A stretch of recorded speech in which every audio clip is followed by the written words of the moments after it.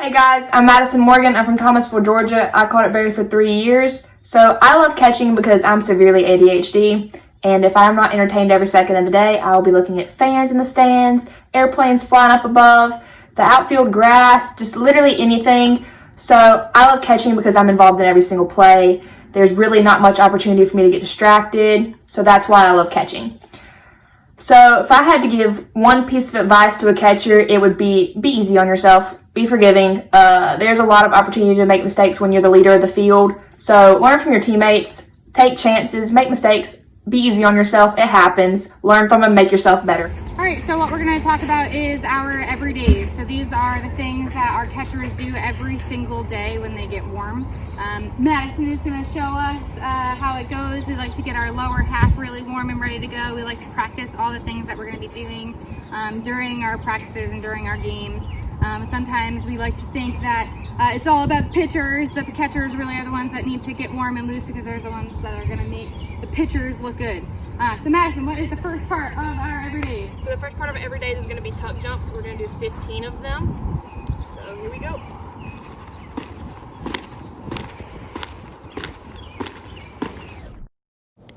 During our tuck jumps, we want to try to get our knees as close to our chest as we possibly can, avoiding hitting our butt with our feet, instead driving our knees to our chest. Another really important part of this is that we should be landing really soft and then exploding up fast right away. So going right from one tuck jump to the next one with a really soft landing.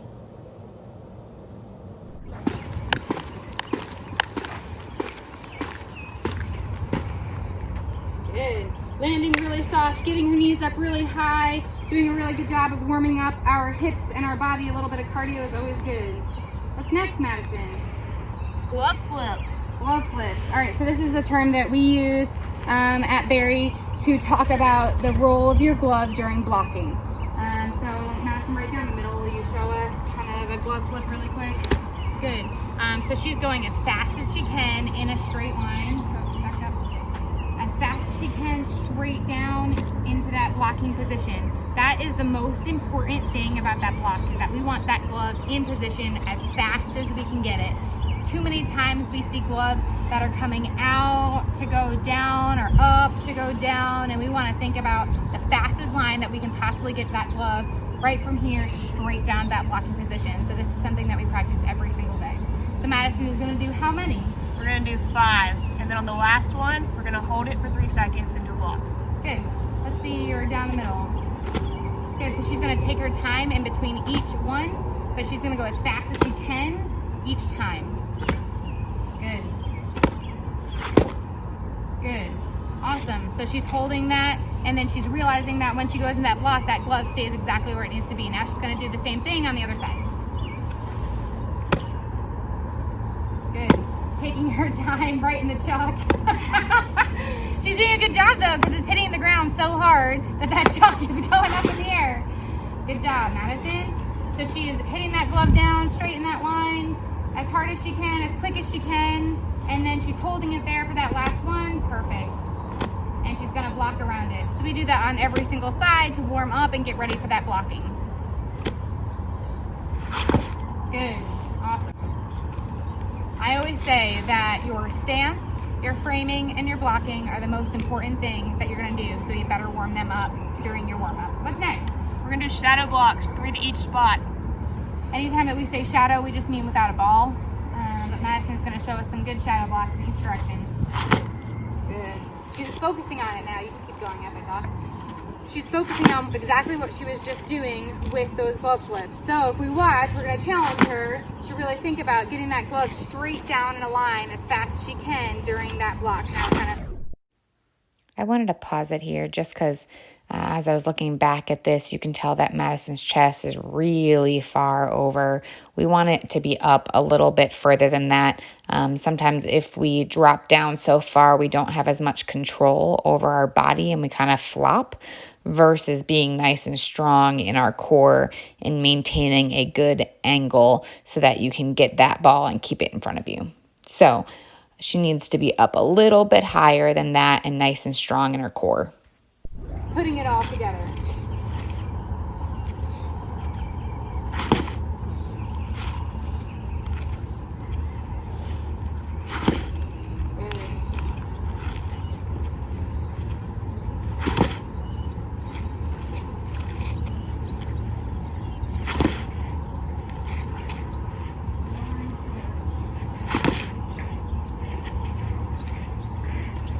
Awesome. So after we do our shadow blocks are just our normal blocking area. We're gonna kind of expand a little bit further, and we're gonna go into something that we like to call range blocks.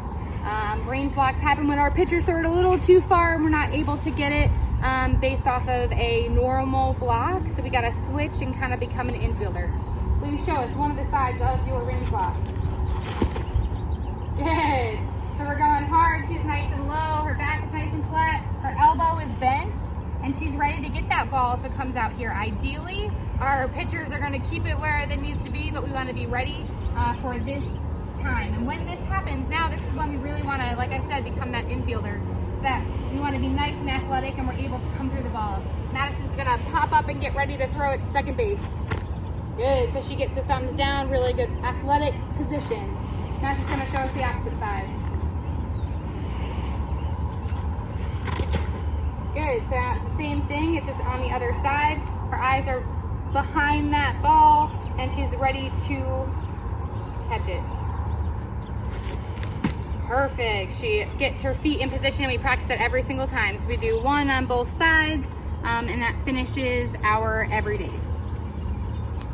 All right, so the foundation, in my opinion, of a good catcher is going to be our stance.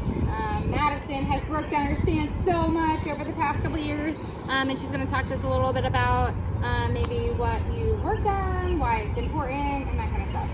So over the last 3 years, I've worked on being on the balls of my feet, like on the inside of them, instead of being completely on my toes. I've also worked on having a flat back and staying low, so those are some key components you're probably going to work on. Okay. Why would you say that stance is important, or how does it impact your play throughout the game? The way that your weight is distributed is going to help you shift when you're trying to frame an outside-inside pitch. It'll also help you get a knee down if you're in a correct stance, and also the umpire will get a better view of the strike zone. Awesome. Good job, Madison. We didn't even practice that. That was impressive. Good job. All right. So we're going to kind of show you and talk about stance a little bit more as she goes. But this is definitely the first thing that we work on when catchers get to Barry. I would say that it's like the easiest thing to really focus on right away to make a big difference.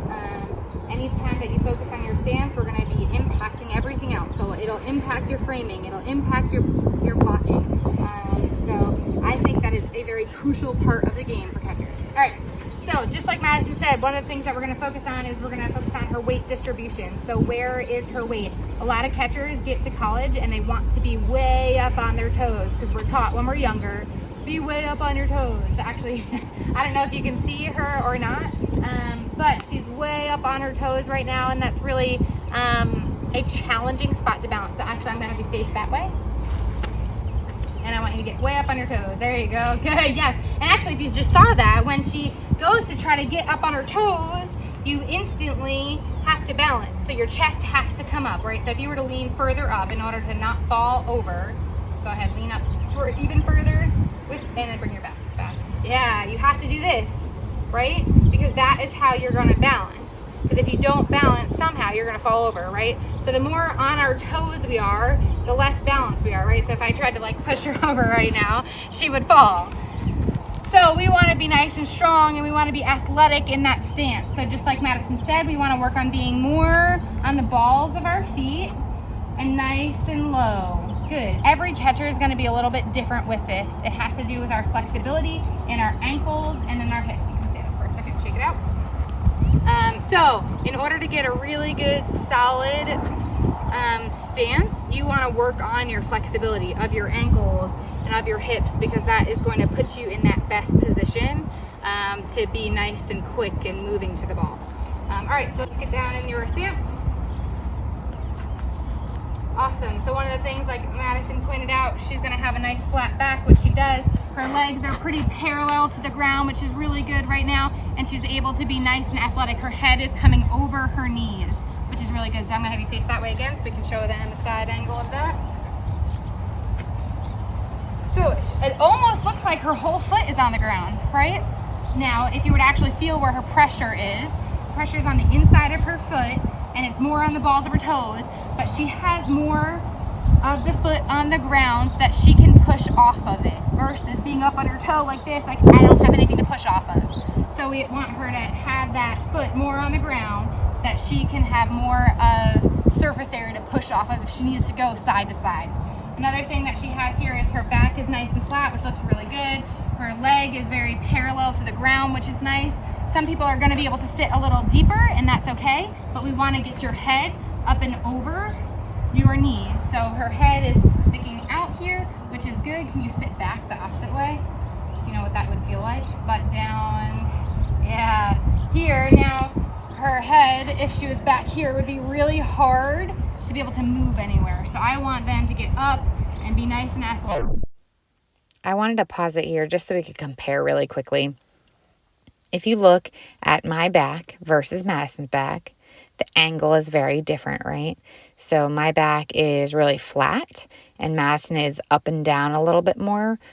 We want to think about how can we get in a position so that when I block, all I need to do is change my legs. So my back really wouldn't have to move, the angle of my back wouldn't really have to move all that much in order for me to drop down into a block, versus Madison's butt is kind of low and she would likely have to push up with her body in order to get up and over her knees. So we want to be able to clear our knees in our stance so that when we go down into that block, it's super easy. Another thing I want you to look for is my arm is really extended out. Madison's is very bent and close to her body. That's going to be hard to watch that ball come in. I'm sure she's just doing that because we're doing a video, but you want to think about extending your arm out away from your body. It's okay for it to have a slight bend, but we do want to get your glove further away from your body than where it is right now for Madison. Another thing to look for is we want our head to extend past our knees when we're in our stance and when we're framing. So if my back is up and down, my head might be right on top of my knees, versus my back being nice and flat and then my head coming out past my knees. One of the drills that we do sometimes is we'll tie a string to the bottom part of their mask. And so when that string hangs down, we want to see, is it touching their knees or does it clear their knees and get way past it? It's gonna be here. That feel good, Madison? How long did we work on that with you? We'll say 3 years. It's a continual process, and the more that you buy in to adjusting and feeling really good and comfortable and strong in your stance, the better off you're gonna be at everything else you do. All right, next we're gonna talk about framing or freezing the ball. We talk about the term freeze consistently. Madison, will you tell us a little bit about what we focus on? So we use the term freeze because over the years, Stan has always said if the ball is a strike, you shouldn't have to frame it. You should just have to catch it and throw it back to your pitcher. So what we like to do is beat the ball to the spot. So you're gonna shift your weight before the ball gets there and catch it. And we wanna have a strong arm, but we wanna make sure we avoid extending out all the way. You wanna have a strong arm, but this is not strong. You wanna have a little bit of a bend with it. Good. And when she says freeze, we really want to think about, just like she said, if it's a strike, you shouldn't have to do anything with it. You don't want to move all that much. You want to really think about being strong with your arm, freeze it and stick it for a second, and then toss it back. So we're going to work on some framing without your glove first. We'll do some tennis ball frames where she's just really thinking about beating the ball there. So Coach T is going to throw her some awesome strikes, and she's going to freeze it for a second, and then she'll toss it back. It's all right. She's still holding it. That's good. All right, so I wanted to slow this down and show it again. Madison's doing a little bit too much movement at the last second. I would rather see her beat the ball to that spot and have her body and her glove, if she had a glove on, in position before she catches that ball. So we say that term all the time, beat the ball to the spot, so that when you're actually catching the ball, you're able to be strong and steady. Instead of there being a lot of late movement, we want to get there early and be strong as we catch the ball. Good.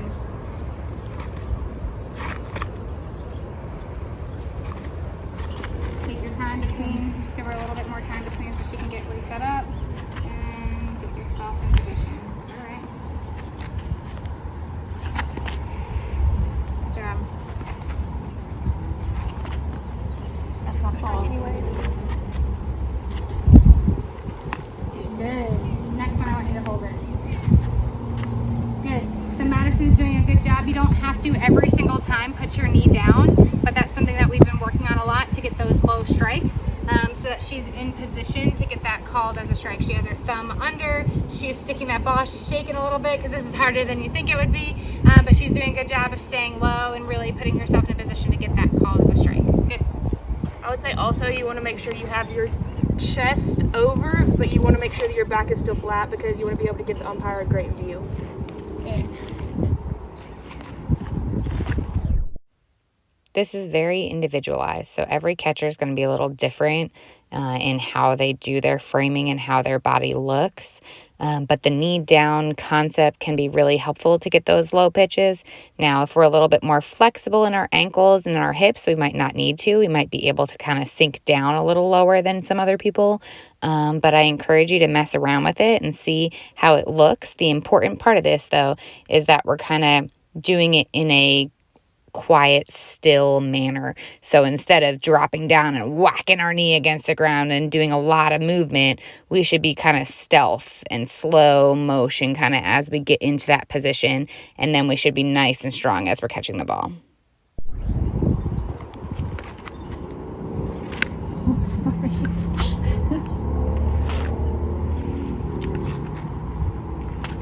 Good. That was a really good one. If you notice on that one, she didn't move an inch. She was already in position and all she had to do was stick it, right? The last thing that we want is we don't want to catch the ball and move a lot, right? We already want to do our movement before we catch the ball. So I move, catch, stop, freeze. This is exactly why we started using the term freeze instead of frame.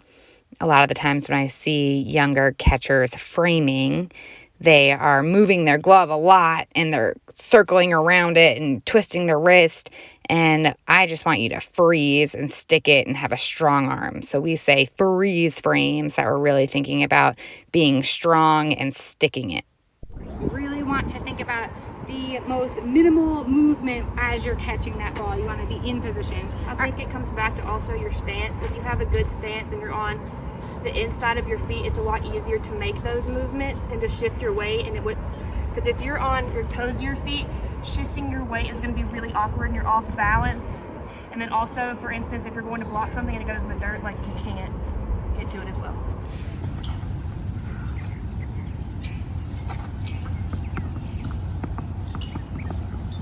Good, Madison. Good job. Eyes are locked in, going quick. Good job. There you go. One more. Good. Good job.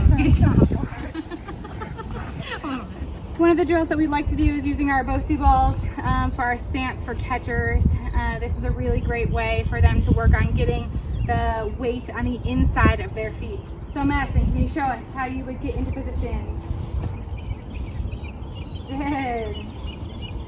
There you go. Awesome. That stance looks so good right now. Her back is flat. Her legs look great. She might be shaking a little bit because it's hard. Even just holding that position in and of itself is a drill. So she's got to really work on being nice and strong. And then you can do this with framing also. You want to freeze frame a little bit for me? Good. Try to get your thumb underneath the ball and stay steady. There you go. Good. Good. We can shift the weight a little bit too. If we toss it side to side just a little bit. Good. Thumb under, nice and strong with her arm, chest over. Weight on the inside. Good. There you go. One more. Good. Good job. We call this next drill beat the glove, and I am literally trying to beat her glove with the ball. We're using zip balls in this video, so they're just really small, tiny little softballs, which makes it easier to get past her glove. So I'm challenging her more. You could use a tennis ball, you could use a baseball, you could get creative. But I'm throwing it like a dart as hard as I can, trying to get it past her glove, which means that she's really got to work on getting that glove first, like we talked about earlier. She's got to get that glove moving in a straight line, hard and fast, in order to block that spot. Good, Madison. glove first. Glove first. Get that glove down. Yes. I gotta get closer. Gotta up my game. This brings out the competitiveness in Stan. Oh, Yeah. that was close, Madison. Yes, man. Your face right now.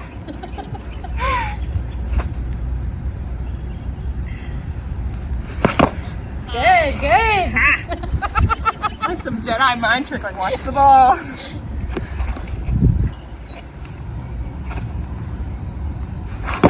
Good, Madison.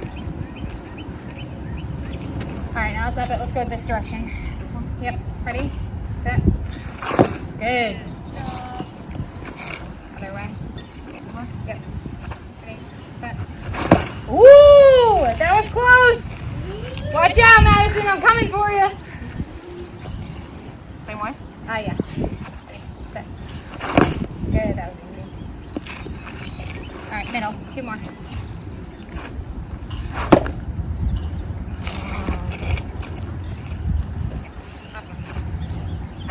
Good. Good job. All right, the next drill that we're going to do is called number blocking.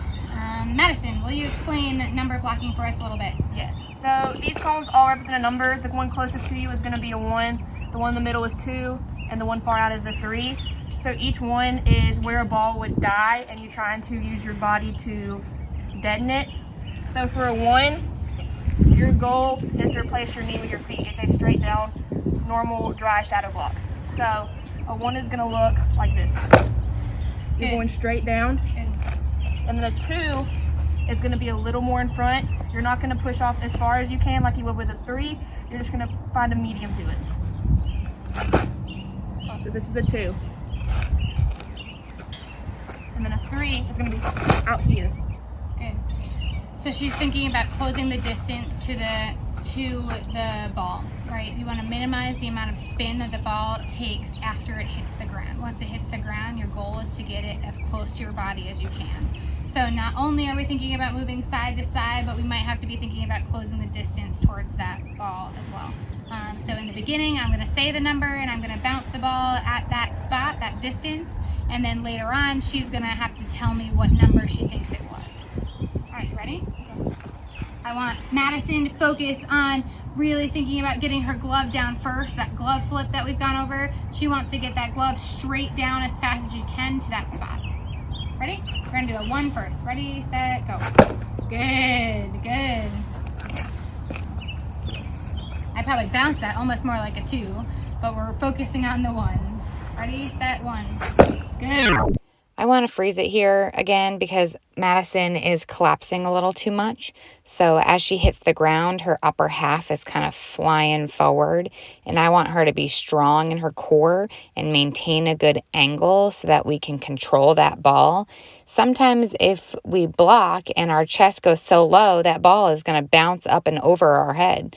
So we actually need to be up a little bit higher. The further that ball bounces away from us on the ground, so say if that ball was a 3 out in front, our chest needs to be up much higher than that, or else the ball is going to bounce right over. We want to have more control over the situation. So if we control that angle of our chest, we can control where that ball is going to go. Good. I want her to control her chest just a little bit more so that when she hits the ground, she's thinking about being nice and strong and steady. Ready, set, go. Good, that was it. Good job. Good adjustment, Madison. All right, now we're gonna go to 2s. So now I'm gonna bounce it a little bit closer to the plate and she's gonna work on closing the distance while still focusing on getting her glove straight to that spot. Ready, set, go. Good. I am using zip balls, by the way. These are just a little bit smaller than a normal ball. They feel like a normal ball, but if you can block a zip ball, you can block a regular ball. We're gonna do a 2 again. Ready, set, go. Good, Madison.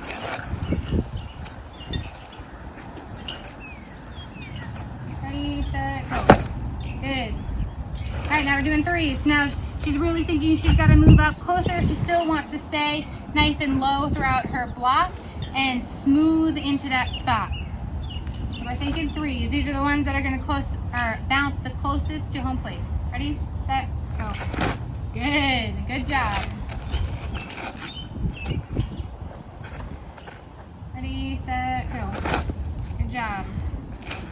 now I'm gonna mix it up. So I'm gonna back up just a little bit more. She's gotta react to the ball, and she's gonna block it and try to get her glove as close as she can to that ball. And then she's gonna try to tell me which one she thinks it was. Is it a 1, was it a 2, was it a 3? Ready, set, go. Ha, that's a hard one. Ready, set, go. Good. What do you think that was? I'd say like between a 1 to 2. 1 and 2? Yep, probably. Ready, set, go. That was a 3. That was a 3. And I blocked it like a 2.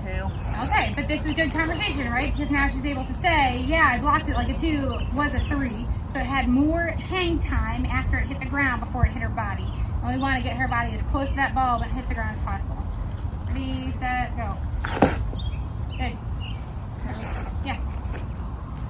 All right, let's do a 1. Ready, set, go. Good. Now we're gonna go double time. So I'm gonna go a little faster. She's gonna move pretty quick. You can toss the ball off to the side afterwards, or just leave it if it's in the way or if it's not in the way. And I'll tell her what number we're doing. Ready, set, 1. Good. 3. Ah, all right. You got it. 2. Good. 3, not bad. 1.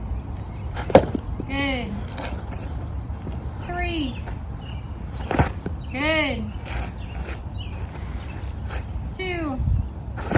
Good job. This is also going to work on her angle of her chest, right? So if she's further away from the ball when it bounces, her chest needs to be up a little bit higher because we don't want that ball to jump over her chest. So, for instance, if, say, it bounces up here and she block around here, and her chest is so low that it's gonna bounce and hit the plate and bounce up and over her. We don't want that, right? So I want her chest up a little higher. The further she is away from where it bounces, the higher up her chest is gonna be so that she can cover more area. If she's really close to where it bounces, then she can come a little bit lower to maintain and keep that ball in front of her. But she's gonna adjust the level of the angle of her chest as she blocks that ball depending on where it is. But this is really good conversation that we can have later on. Hey, I think that was more like a 3. You got to get closer to that bounce. Or that was a 1. You've got to go super fast on that 1 to get your glove in that right spot. So just another way that we can get on the same page with our terminology. Here you go, Mads. Here you go. Let's go, Madison. And me. Go. Good. Yeah. Here we go. Good job. Yeah, Mads. Good job. Atta babe, atta babe. Here we go, Mads. Here we go, Mads. Keep it up. Keep it up. And keep working, keep working, keep Way working. to keep it in front. Yeah. Good hey. job. Yeah, Mads. Yeah, Mads. There you go. This next drill is called catch, block, frame. These 3 things are the most important thing that catchers do, in my opinion. They need to be able to catch the ball when it's not a strike and just throw it back. They need to be able to block a ball when it's in the dirt. And they need to be able to freeze frame a ball when it's in the strike zone. So we practice those 3 things all the time. I would say 80% of the things that we practice are going to be catching, blocking, and framing. So this drill we do all the time, and the catcher has those 3 options. She can either catch it and throw it back, she can frame it if it's close, or she can block it if it's in the dirt. We're taking out picks until they get really used to doing those 3 things well, and then we add picks in later. Drop, good pitch. Hey, here we go, here we go. Hey, way to keep it in front. Way to keep it in front. Way to keep it in front. Good job. Yeah. Here we go. Here we go. Blocks for days. Yes, man. Atta babe, atta babe. Hey, way to get that glove down. Here we go. Here you go, here you go. Woohoo! How do you go get it? Here you go, Here we go, Mads. Mads. Here you go, Here we go, Mads. Mads. Good. Good Way to knee get that knee down. Good job. Let it go, Labs. Let it go, Labs. Eyes behind it, knee down, see queen. Good. Yeah. Keep going. Here we go. You got it. You got it. Good pick. Good. Good Good. job, Mads. Here we go. Good Yeah. pick. Good job.